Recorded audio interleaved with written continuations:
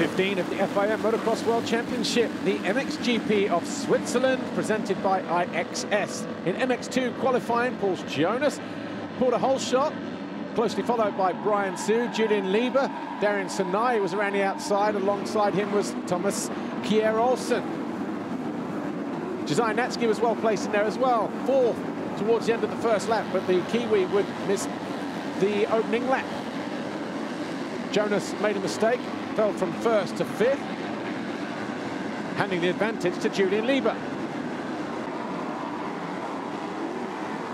Thomas Kjær-Olsen was hanging on to third, but before the end of the first official full lap, Paul Jonas found his way down the inside of the Rockstar Energy Husqvarna to get himself into third on his Red Bull KTM. Julian Lieber on the LRT KTM, though, number 33, led the home favourite Jeremy Seewer on the Suzuki World MX2 machine. He was a qualifying race winner here last year.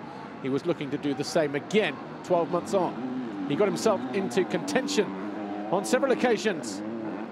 Found his way back onto the rear wheel of Lieber, and then he really shouldn't have been able to overtake. He carved up the inside here and was able to jump around the outside of Lieber in what was a pretty close call between the two riders. That was on lap 5. For the next lap, Seewer managed to stave off the challenge from Lieber, who then started to back it off as Lieber started to lose contention. The battle for third, though, was Jonas, Thomas Kjær-Olsen and Darian Sanai on the Monster Energy DRT Kawasaki. The American, who was a double race winner here last year in EMX 250, was there in 5th place, battling with a guy he fought with in the EMX 250 title race 12 months ago. Seewer, though, managed to pull clear of everybody else.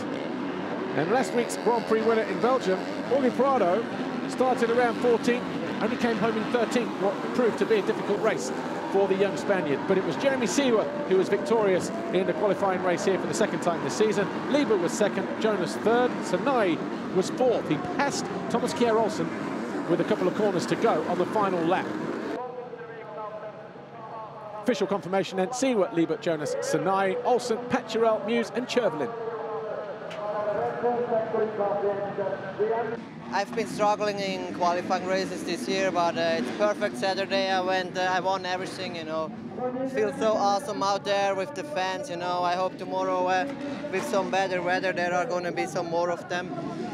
But it's just cool. I enjoy the moment, and it's just awesome to race with my special gear and everything, and I enjoy it a lot. Thanks, guys. In the MXGP qualifying race, some casualties at turn 1, including the two HRC Hondas of Geiser and Bobryshev. Jeremy Van Horbeke was underneath that lot as well. So too Brian Bullard and maybe even Jose Boutron.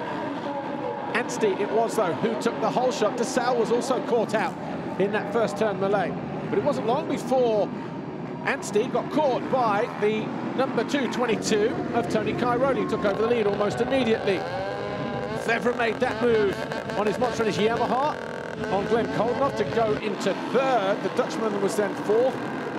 And just in the background was Arno Tonis on the Wilvo Yamaha.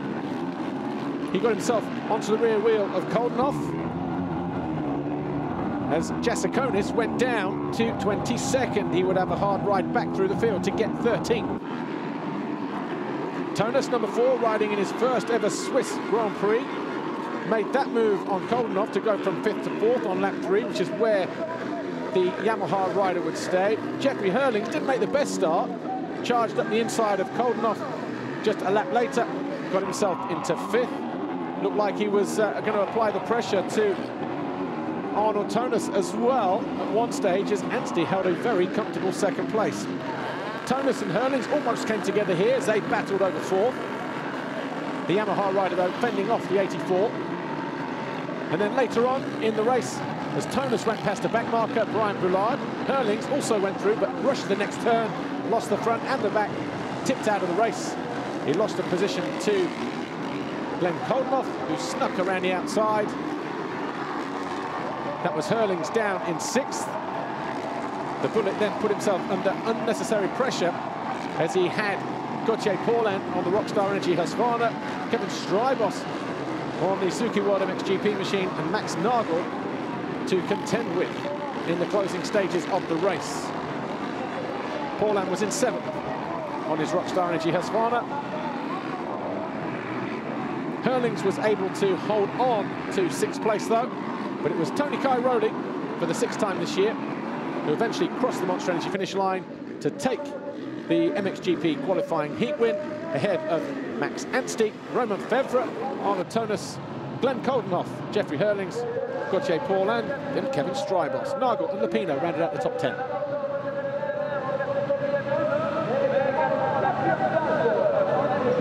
Yeah, he was riding very good. He had a good pace.